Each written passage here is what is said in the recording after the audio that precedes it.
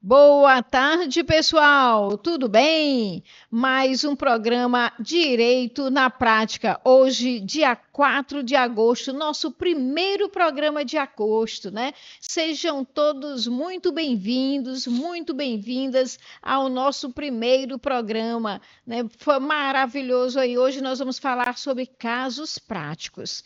São vários casos práticos que acontecem no meu escritório e que às vezes até no meu estudo mesmo, os clientes que me mandam direct, quero hoje resolver eles com vocês, porque às vezes é a dúvida de um dos clientes que enviam e pode ser a dúvida de vocês também que também estão buscando essas soluções e é um aprendizado, né? Porque esse é o nosso objetivo. O objetivo do programa é levar conhecimento, é partilhar essas informações verdadeiras. Então, sejam todos muito bem-vindos ao nosso primeiro programa do mês de agosto.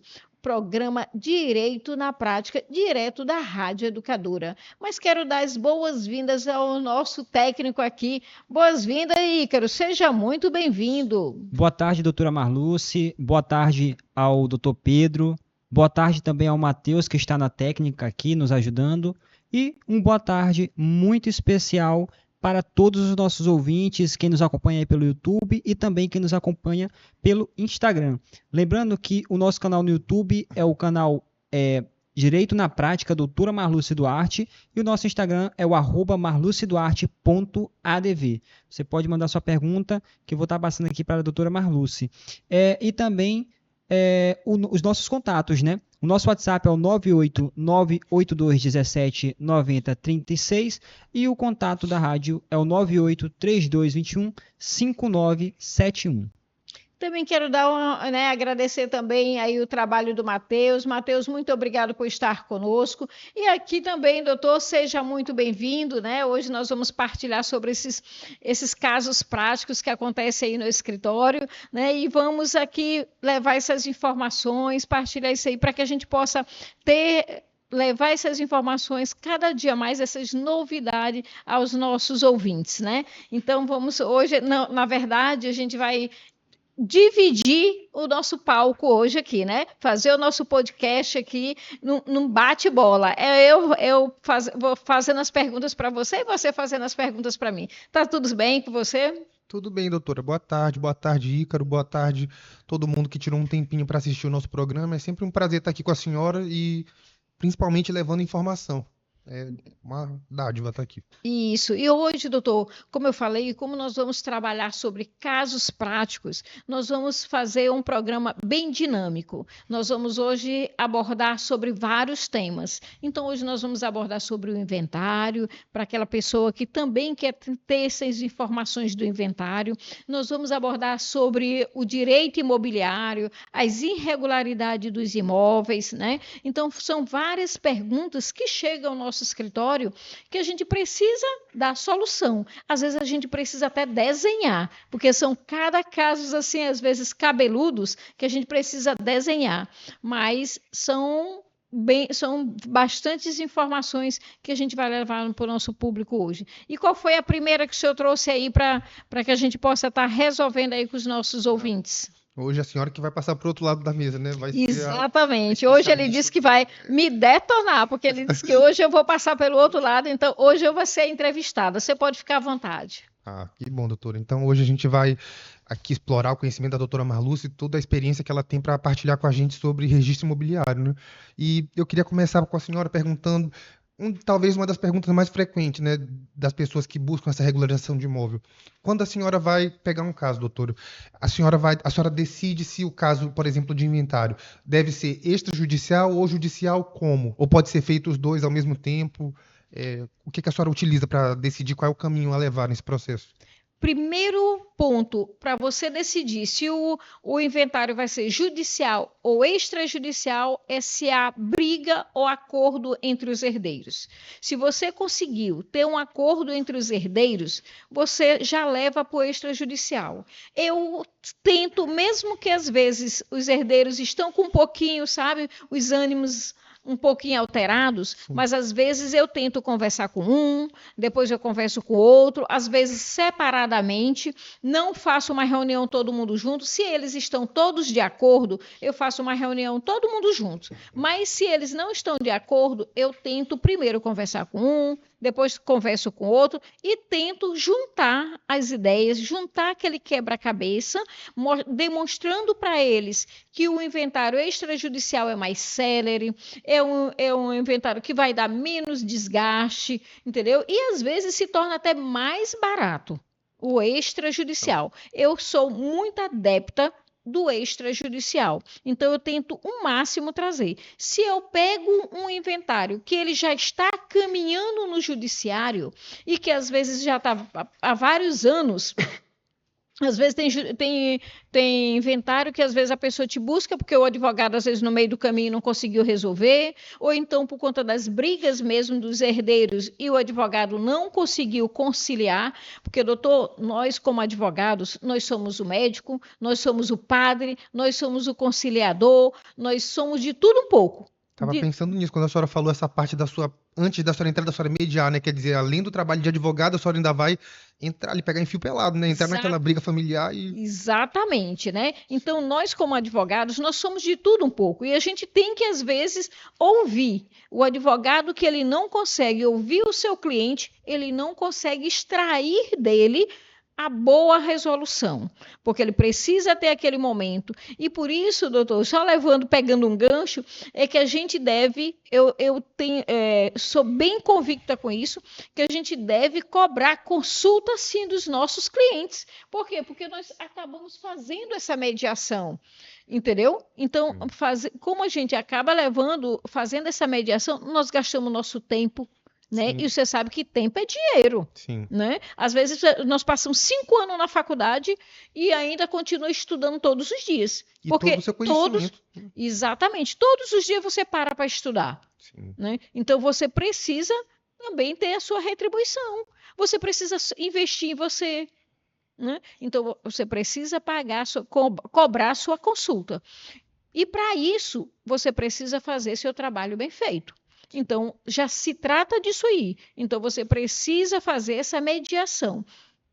Agora, como eu falei anteriormente, se o inventário já é judicial, e aí eu pego o inventário judicial, então eu já tento deixar ele, os herdeiros tramitando, eu deixo aquele inventário que ele está judicial, eu deixo tramitando e levo para o extrajudicial. Se eu tiver êxito no extrajudicial, eu dou baixa lá no judicial, mas eu não dou baixa antes de concretizar o extrajudicial. Por quê? Porque o inventário judicial, ele demora muito tempo. Você sabe que uma demanda no judiciário, só para o juiz dar um despacho, leva 100 dias. Né? Então, se você dá baixa no processo que já está tramitando e você não consegue êxito no extrajudicial, porque no meio do caminho os herdeiros voltam a brigar, aí você perdeu tempo. Né? Então, o que eu faço? Se ele já está tramitando no judicial, eu pego os dois caminhos. Eu vou no judiciário e deixo o outro tramitando lá. Concluir no extrajudicial, aí eu dou baixa no judicial.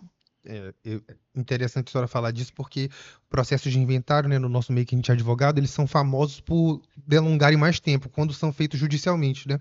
Exatamente. A gente vê inventários, às vezes, de 1970, 1980, aqui mesmo no escritório, inventários antigos de 2000 e pouco.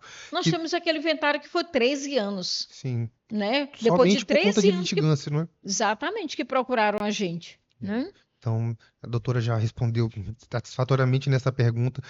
Como a senhora disse, então, a senhora vê benefício sempre no extrajudicial, né? Sempre no extrajudicial. Sai mais barato, mais rápido, não é? Exatamente, sai mais barato, sai mais rápido, entendeu? E menos desgaste, inclusive, para os herdeiros. Sim. Porque os herdeiros não ficam brigando, essa briga familiar acaba desgastando. Termina o inventário e acaba os irmãos, a meeira, entendeu? Acaba ficando um pouco de rispidez nessa situação. E quando você está todo mundo em acordo, não é tudo tranquilo, acaba tranquilo, cada um com a sua cota, porque o inventário, doutor, não tem o porquê de alguém querer brigar com o outro. Tudo já está ali desenhado. Matematicamente, né? Matematicamente. Se a herdeira, se a viúva, ela é meira, 50% é dela. Sim. Não tem o que brigar, entendeu? E os herdeiros também, se são de pai e mãe, também não tem o que brigar, porque é 50% para cada um. Mas é uma questão matemática que às vezes as pessoas querem botar questões de família, não é? Querem resolver quem gostava mais do pai ou quem cuidava mais. Quem cuidava mais. E aí acaba que perdem dinheiro, não é tempo, porque o imposto tem multa, não é? Você paga a multa, não é, doutor? Exatamente, paga a multa no ITCND. Sim, e aí os bens vão se desgastando, quer dizer, a pessoa vai litigar, vai ter só prejuízo e desgaste, né? E às vezes, doutor, nós mesmos já tivemos inventário que os próprios irmãos escondem o bem um do outro. Entendeu? Acham que só eles vão ter direito. Não existe isso. Tem inventário que o irmão adentra na casa, mas a irmã não pode adentrar.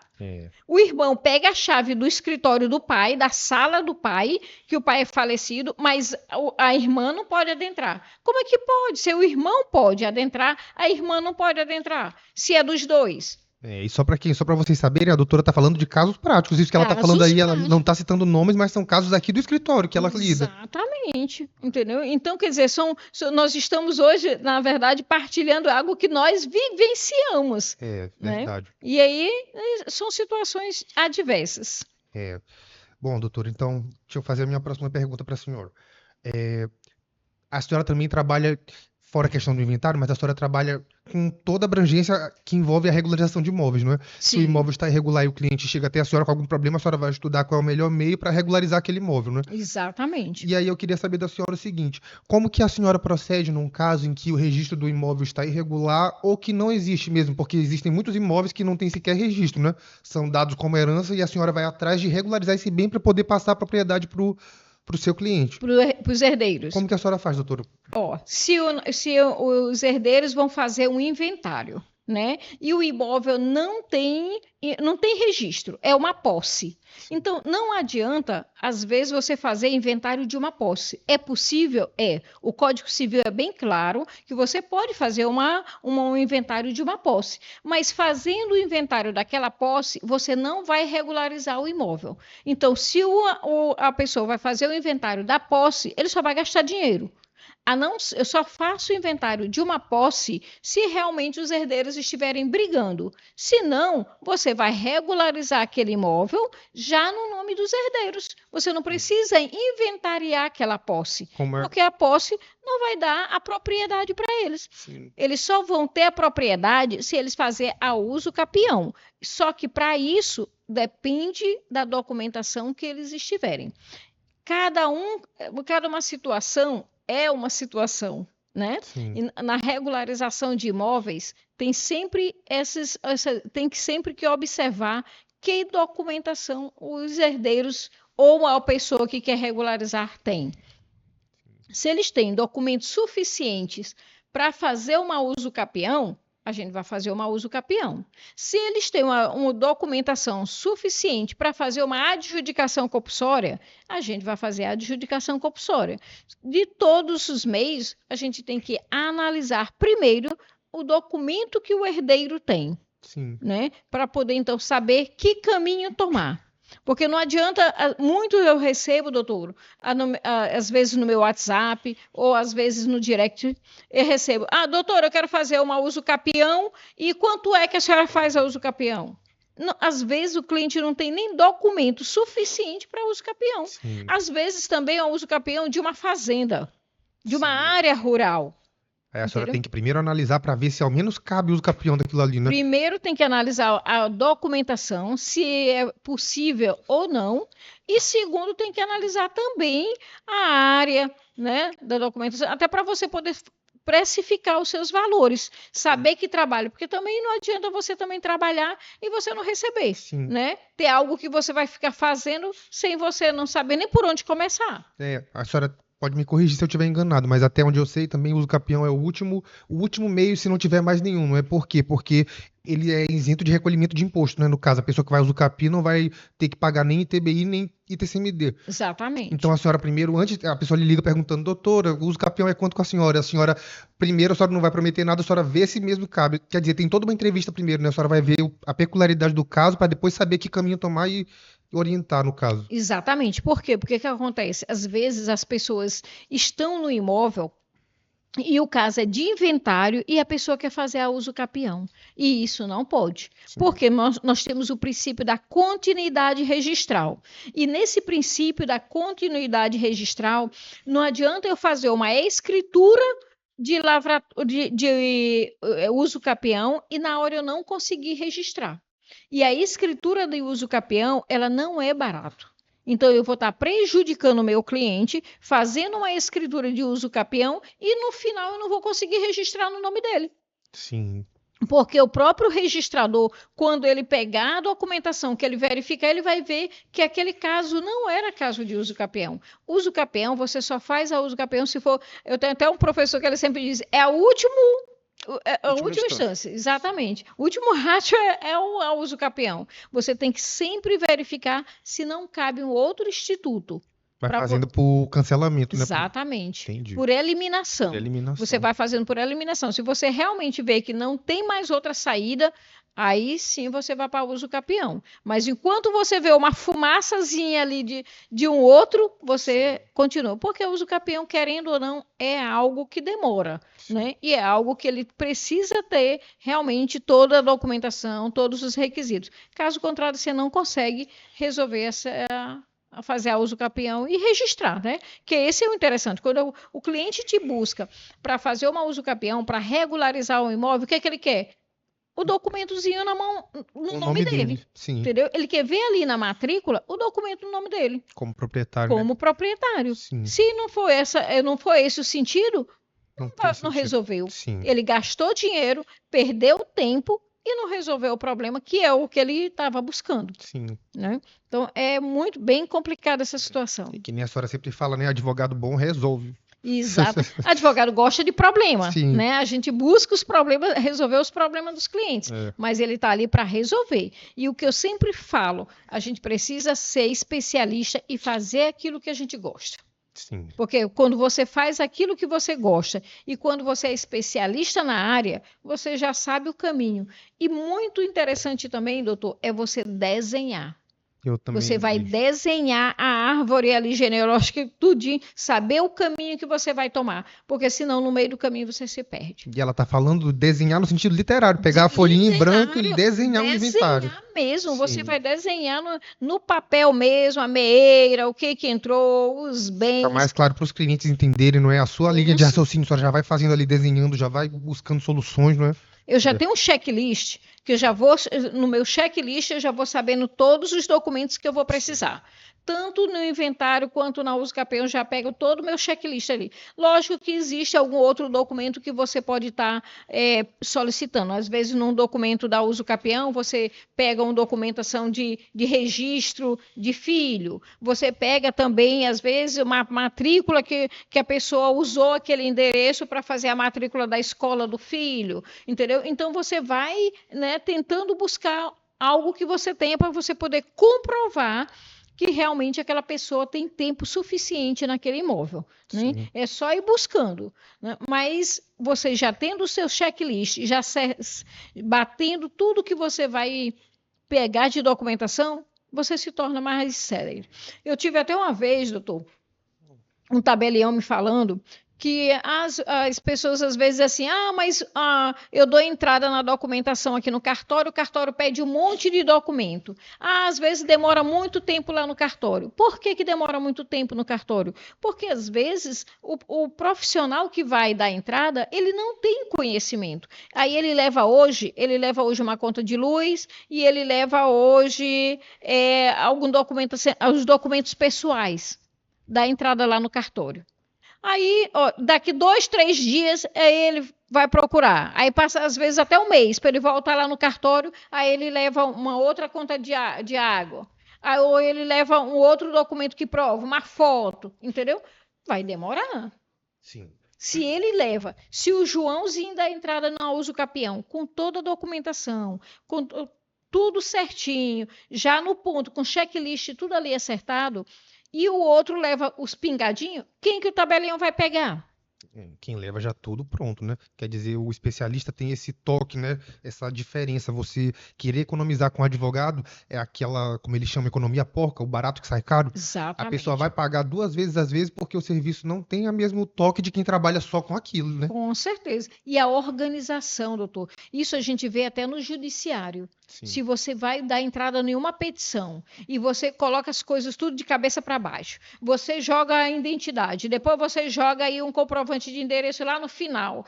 Você acha que o juiz vai ter o tempo para ele parar, para ele organizar a documentação do advogado? No meio de tanto processo que tem aí. No meio de tantos processos, a mesma coisa é o cartório. O cartório quer saber que você leve tudo arrumadinho, toda a documentação organizada. E eu ainda faço, além de terminar, quando termina, boto o meu checklist ali tudinho já, para poder facilitar para o tabelião, quando ele pegar, ele já vê DOC 1, DOC 2, DOC 3, tudo certinho, para facilitar para ele. Sim.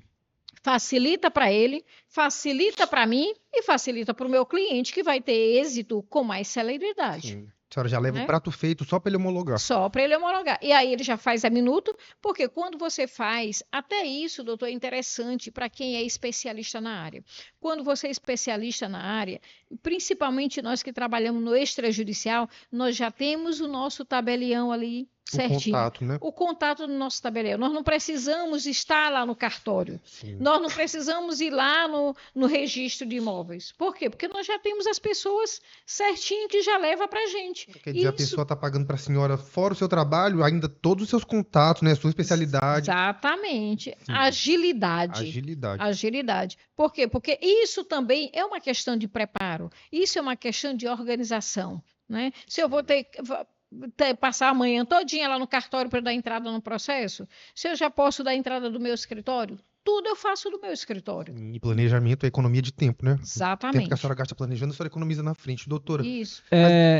Só interrompendo rapidão, doutor Pedro, chegou uma pergunta aqui, só pegar o nome aqui, do senhor Marcos. Ele diz o seguinte: tenho um imóvel que já moro há 18 anos e era dos meus pais. Posso fazer uso capião? Essa é a dúvida dele. Marcos, o nome. Ele já mora há 18 anos. Há 18 anos e o imóvel era dos pais dele. Certo, Marcos. Isso aí se chama uso capião por herdeiro. Tem que observar se esses 18 anos que você mora no imóvel, você está morando por uma permissão dos outros herdeiros, você está morando porque o seu pai deu permissão lá no início para você morar, ou você está morando depois que os seus pais faleceram, você está morando há 18 anos no imóvel, pagando as contas de luz sozinho, pagando as contas de água sozinho, fazendo a reforma no imóvel, pagando o IPTU sozinho. Se for dessa forma, você tem direito, sim, a uso capice bem, que chama a uso capião extrajudicial. Né? Extraordinário, desculpa.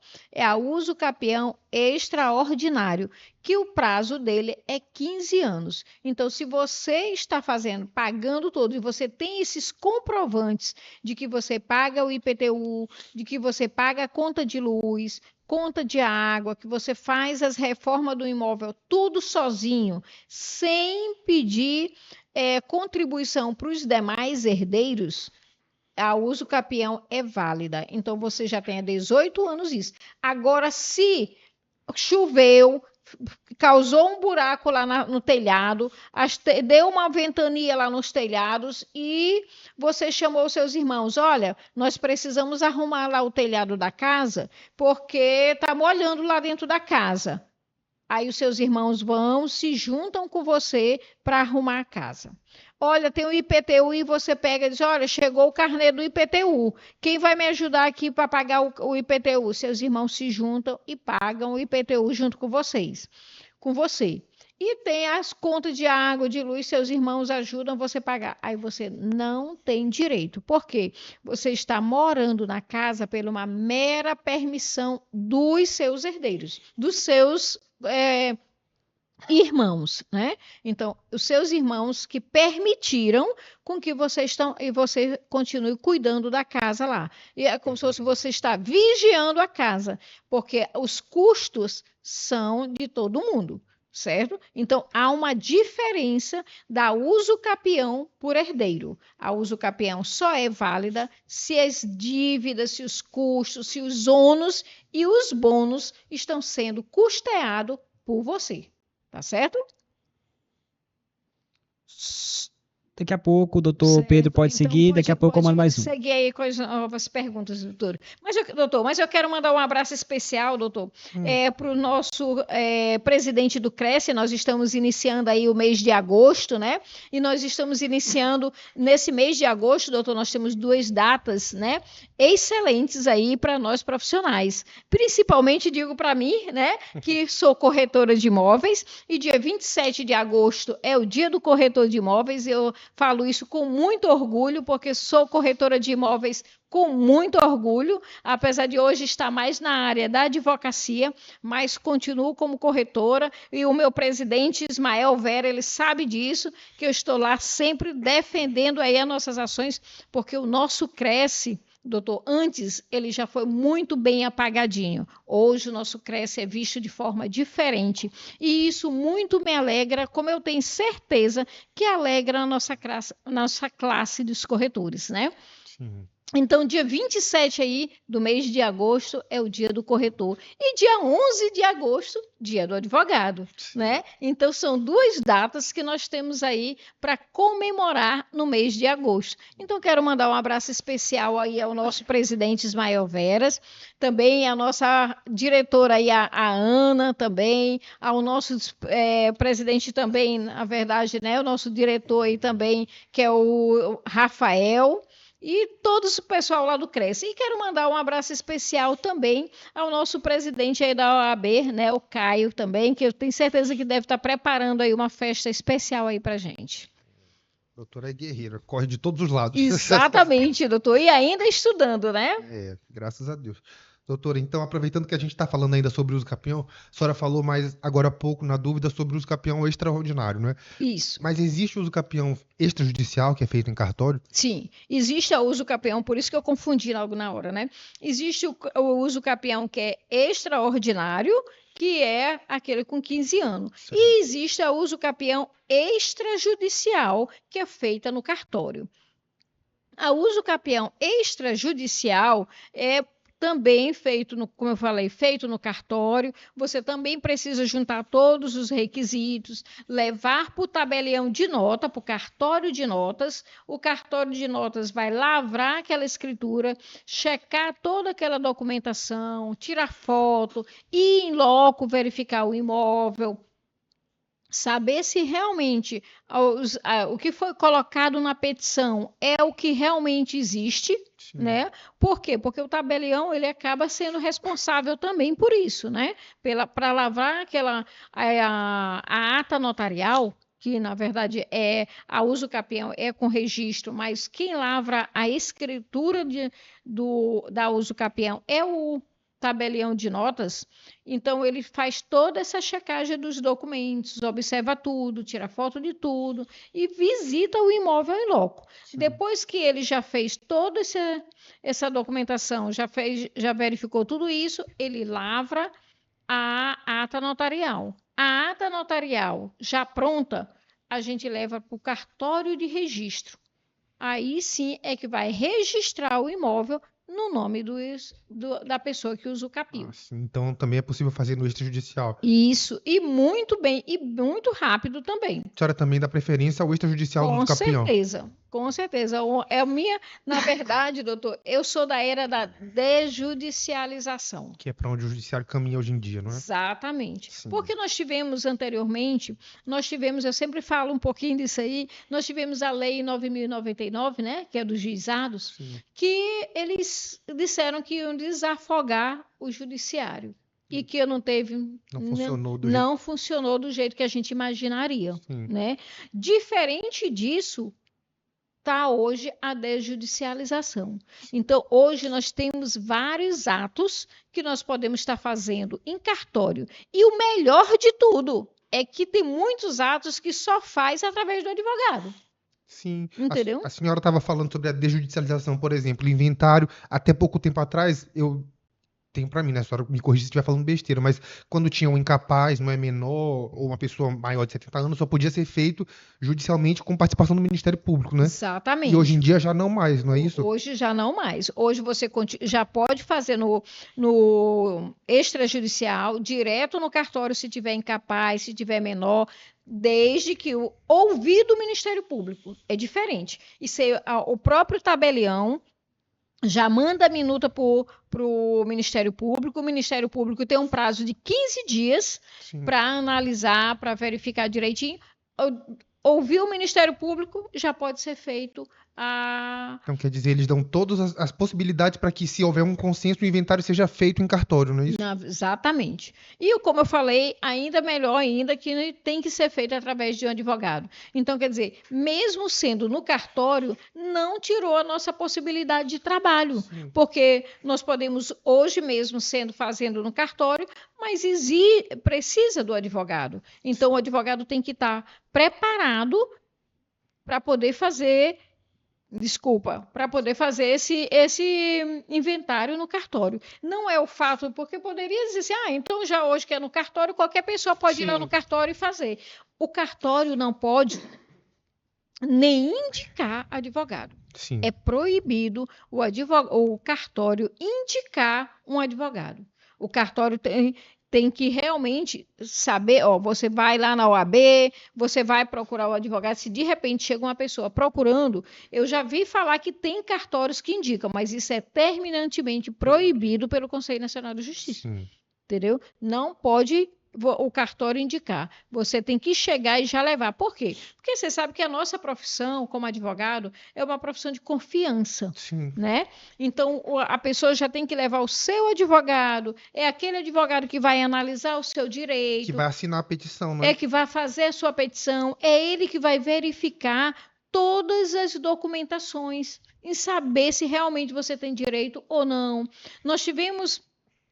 Doutor, recente também um inventário que eu não sei se você lembra, mas que ele começou no Rio e acabou terminando aqui. Sim. Por quê? Veio acabar terminando no nosso escritório. Sim. Mas ele começou no Rio, né? E lá houve essa confusão.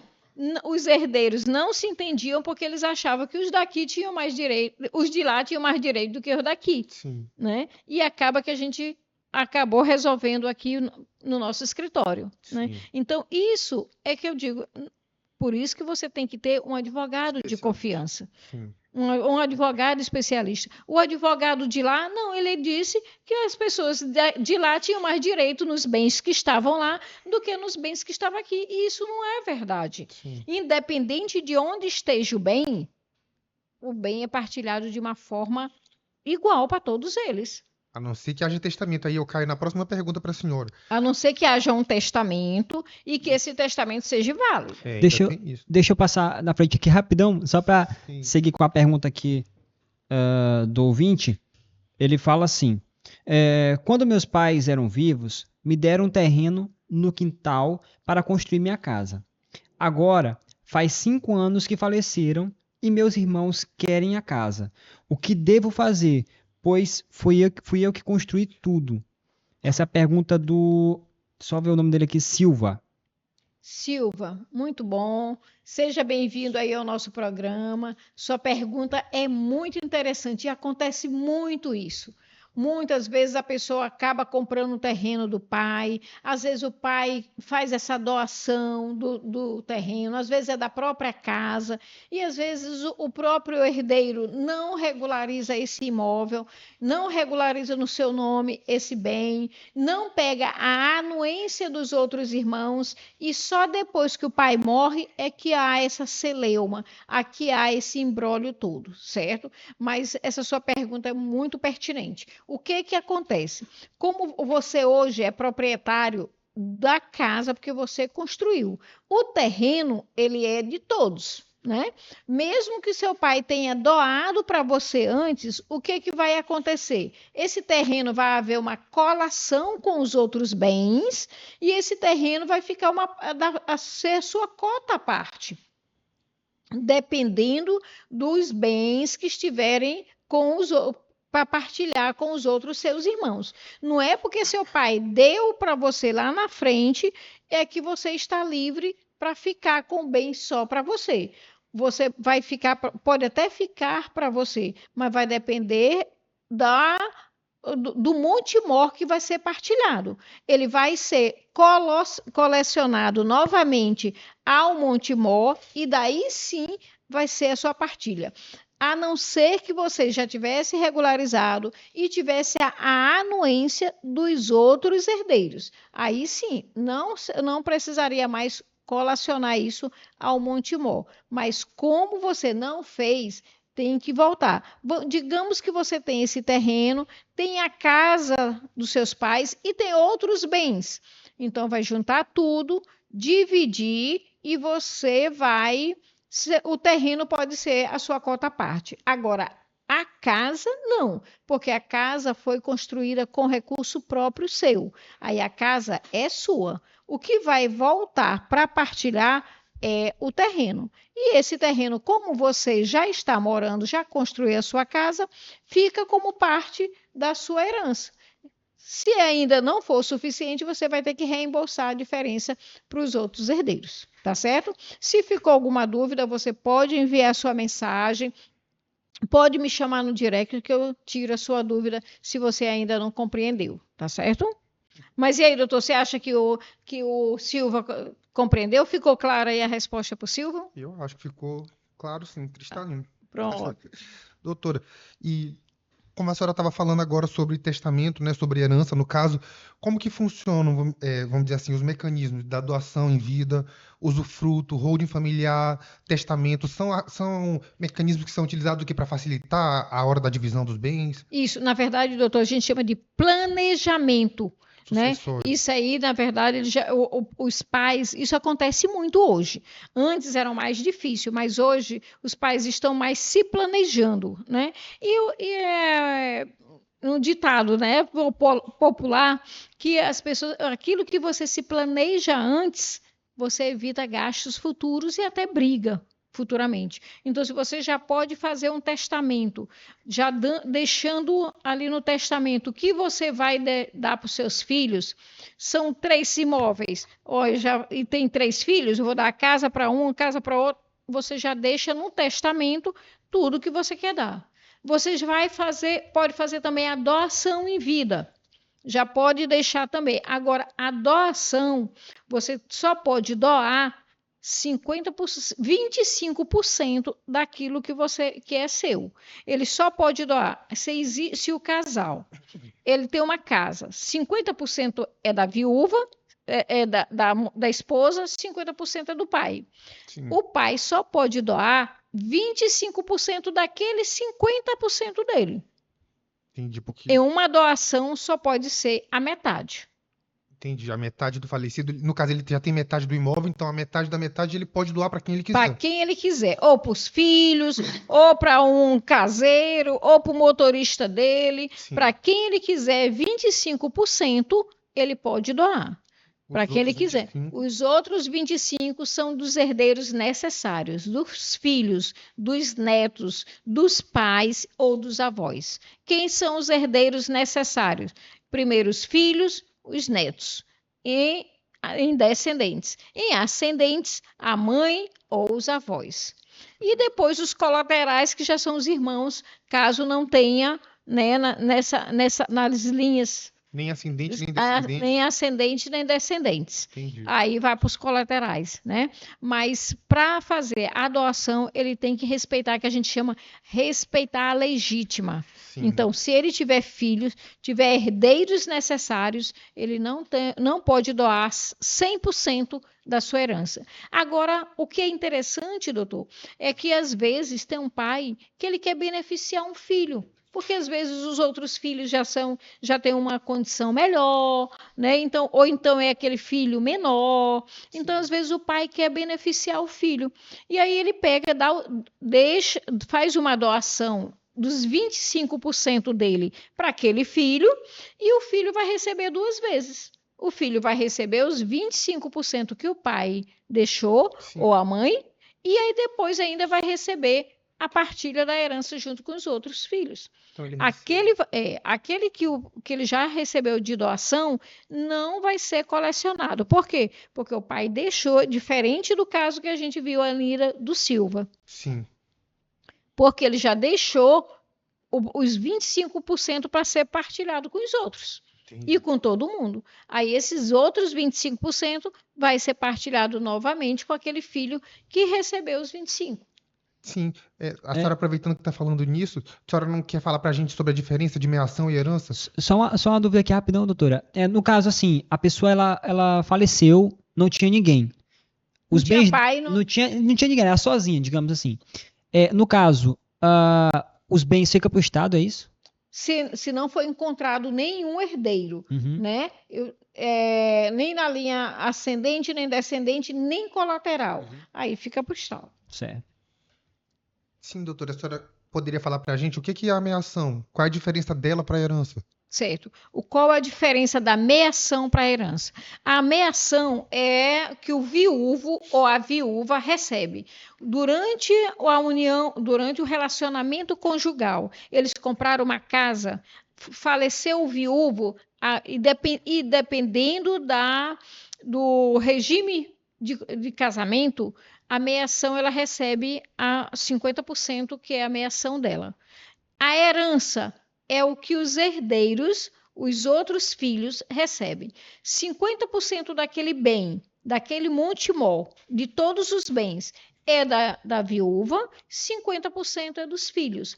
Às vezes, os pais nem entendem. De repente, por exemplo, o pai faleceu, né, e a mãe ficou, né? E às vezes a mãe pensa que todos os bens é dela. Sim. Ela acha que ali eu estou viva, então tudo é meu.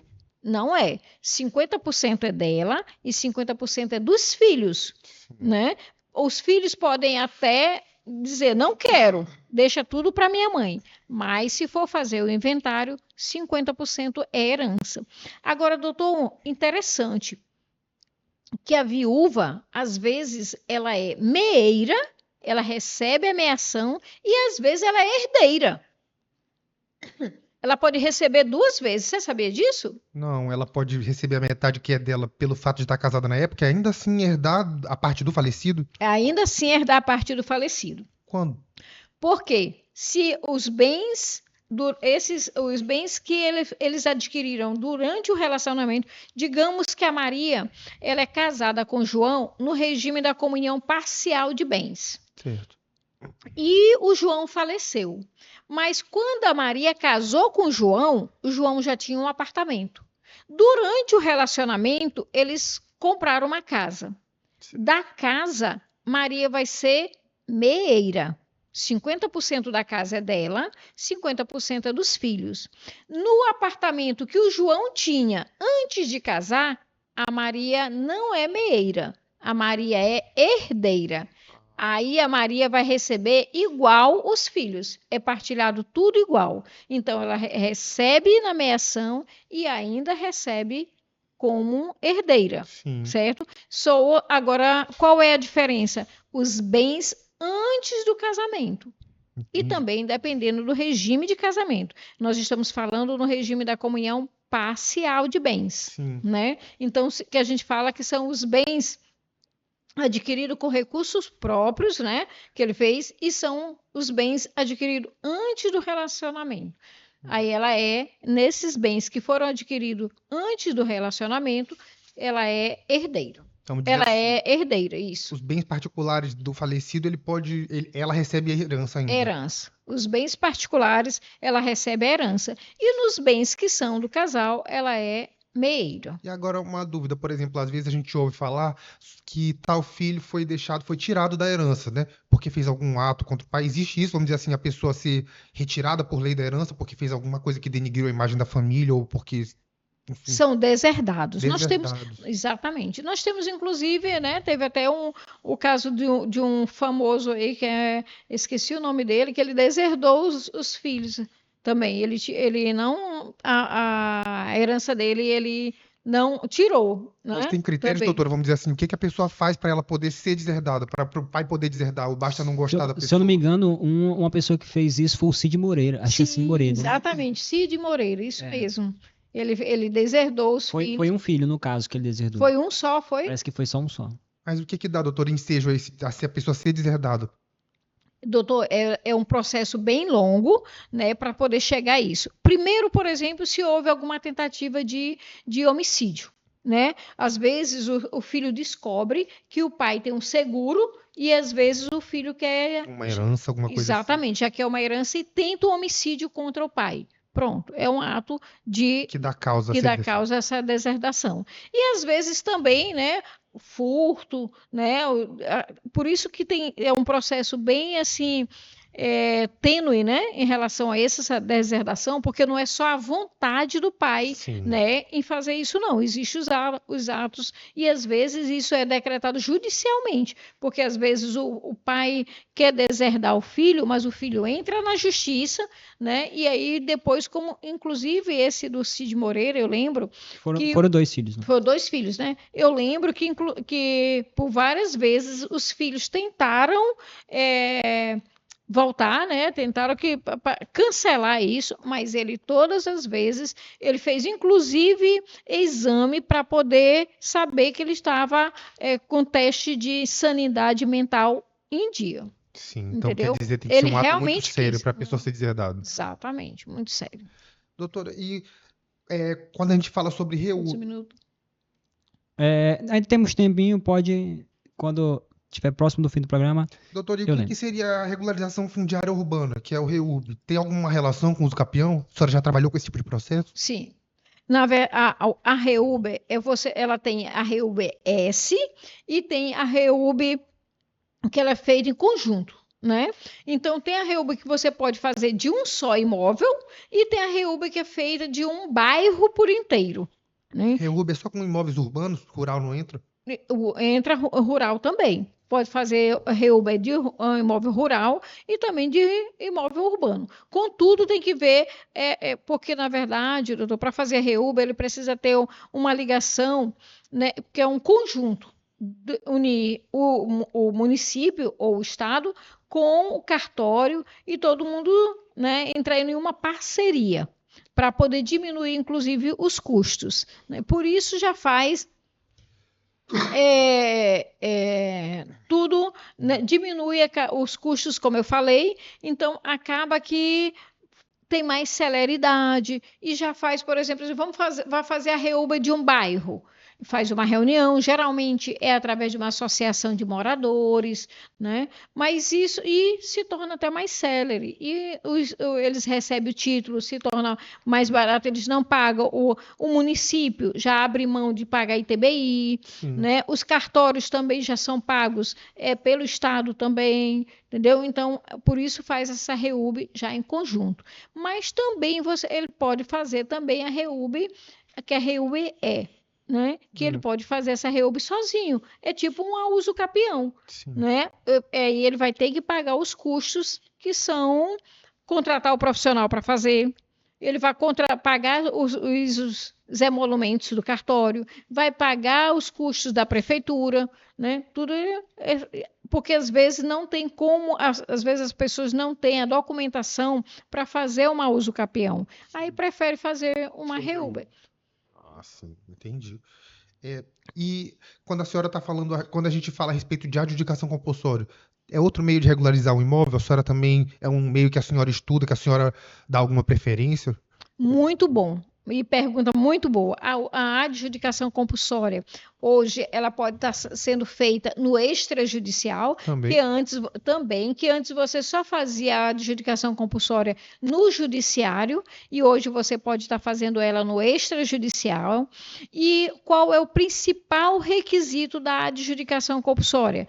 É a quitação do imóvel. Às vezes a pessoa só tem aquele contratozinho de gaveta, mas no final ali ele tem a quitação. Ele tem todos os comprovantes que ele quitou o bem. E ele está tentando chamar aquela pessoa para poder fazer a escritura, para poder assinar a escritura, para poder fazer a transferência. E a pessoa está só, entendeu? Escorregando, como diz um colega meu, igual sabão. Quer dizer, recebeu o dinheiro todo e não foi passar a propriedade. Já recebeu o dinheiro todo e não foi passar a propriedade. Então, ele entra com a adjudicação compulsória, quer dizer, que aquela pessoa vai ali compulsoriamente assinar o documento. E pode ser inverso também, doutor. Pode ser a pessoa que comprou o imóvel, né, vendeu o imóvel, mas a outra pessoa que comprou está ali com um contratozinho de gaveta guardado, não transferiu o IPTU para o nome dele, não paga condomínio, né? E toda a dívida está no nome ainda do quem vendeu. Entendi. A adjudicação também ela pode ser inversa, ele pode entrar também com processo de adjudicação para aquela pessoa transferir o imóvel para o nome dela. Isso eu não sabia, eu imaginava assim que fosse como se fosse uma forçação do contrato, né? Então a senhora está dizendo que ambas as partes podem forçar esse contrato, né? Exatamente, ambas as partes podem forçar o contrato para que o outro tire aquele imóvel do nome dele. Às vezes a pessoa já até declarou imposto de renda, ele vendeu o imóvel em 1900 e bolinha, já declarou o imposto de renda, mas o outro continua com o imóvel do nome dele. Tudo isso implica, né? Faltam 7 minutos para finalizar o programa. Mais ou menos isso, 7 minutos. E temos ainda uma pergunta aqui de um ouvinte, que é a seguinte. Tenho uma casa que é da antiga Coab. Como faço para transferir para o meu nome? Já que nem existe mais essa Coab. Que a Coab era uma empresa, doutora? Sim, sim. Pois a pergunta é da Marcela Oliveira. Muito interessante, Marcela. Hoje em dia, as pessoas, às vezes, ainda não colocam... Isso existe muito, e às vezes as pessoas ainda não tomaram conhecimento disso. Compraram realmente essas casas de conjunto, né? Aqui nós temos, por exemplo, na nossa cidade Operária, e outros bairros aqui, que era realmente da antiga Coab. Né? E nesse aí, quitaram o imóvel, guardaram aquele contrato e nunca resolveram. Mas hoje, essa antiga Coab, ela existe com outro nome, que se eu não tenho certeza, mas se chama, parece que Maranhão alguma coisa. Não lembro muito bem o nome da instituição, mas ela existe com um outro nome. O que você tem que fazer? Como você colocou aí na sua pergunta, que não existe mais Coab. É como eu estou lhe falando, só mudou o nome. Você tem que pegar esse contrato que você tem, ir lá nesse órgão, esqueci o nome do órgão. Lembra não, né, Ícaro? O nome de Maranhão alguma coisa, esqueci o nome do órgão. Mas aí você tem que ir lá nesse órgão e eles vão te dizer... você vai ter que pegar uma declaração, vai pagar uma taxazinha lá, pega uma declaração que é como se você estivesse pegando um contrato atualizado, né? Uma declaração de que você quitou o bem. Com essa quitação, com esse documento, você vai levar para o cartório, vai levar para a prefeitura poder lavrar o ITBI. Pagar o ITBI para poder, então, levar para o cartório para registrar, tá certo? Mas existe, sim, ainda a Coab. Na verdade, não é que exista a Coab, existe um outro órgão, que eu não estou lembrando o nome para você, mas você pode, inclusive, me mandar pelo WhatsApp. Parcerias. Como é? Maranhão Parcerias. Tem aqui, tem o mapa, né? Maranhão Parcerias. Pronto, é esse aí. Maranhão Parcerias. É esse mesmo.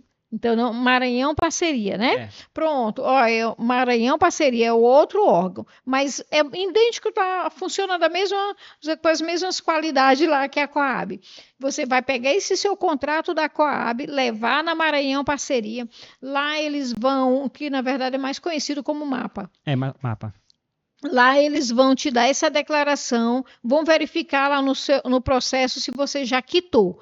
Já quitou o imóvel, eles vão te dar essa declaração e com essa declaração você vai para a prefeitura. Lá no município, né? Você vai pegar o ITBI e do ITBI levar para o cartório para poder transferir esse imóvel para o seu nome. Tá certo? Tem que fazer todo esse percurso. Geralmente, as pessoas que não têm conhecimento contratam realmente um despachante, contratam um advogado para poder fazer esse trabalho. Mas se você quiser também fazer você mesmo, você não precisa necessariamente de um advogado, de um despachante para fazer. Você mesmo pode fazer. Agora, dificilmente as pessoas conseguem por conta de que realmente é burocrático.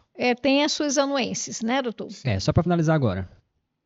Pronto, então quero agradecer a cada um de vocês que estiveram conosco aí na nossa live, que enviaram as suas perguntas. Vocês não sabem, gente, como é interessante essas perguntas. Vários eu recebo de informações que as pessoas, poxa, eu não sabia que era isso, doutor. Gostei muito dessas informações. Então, são muito bem-vindas as perguntas que vocês fazem e eu sinto um prazer em responder. Podem continuar enviando suas perguntas, suas dúvidas, suas observações que vocês tiverem, entendeu? Muito obrigado aí pela participação de vocês e já quero pedir que vocês também compartilhem essa live aí com seus familiares, com seus amigos, para que tenham mais pessoas sabendo, mais pessoas informações. Se inscrevem também lá no nosso YouTube, no nosso canal, para que possam mais pessoas também ter acesso a esse conhecimento. É um conhecimento gratuito que eu deixo para vocês, mas que também vocês já podem, em contrapartida, já estar se inscrevendo lá no nosso canal, tá certo? Muito obrigado, doutor, muito obrigado aí pela sua participação. Hoje fui eu a entrevistada, né? Gostei aí das suas perguntas e eu tenho certeza que o nosso público também gostou. Foram bastante perguntas relevantes que o senhor trouxe aí pra gente. É sempre um prazer estar aqui com vocês, não é? E poder dividir conhecimento. Obrigado aí por deixar espremer o suco dos seus mais de 20 anos aí de trabalho com imóveis, né? Com regularização de imóveis. Realmente é muito conhecimento. A doutora aqui está falando de coisas que ela vive na prática já há muito tempo, então ela fala com propriedade. E é isso, é sempre um prazer estar junto aqui com a senhora e com essa rádio maravilhosa. Que bom, doutor. Esse bate-bola aí foi bem gratificante. Gente, então, muito obrigada, um beijo no coração e até a próxima segunda-feira com o programa Direito na Prática.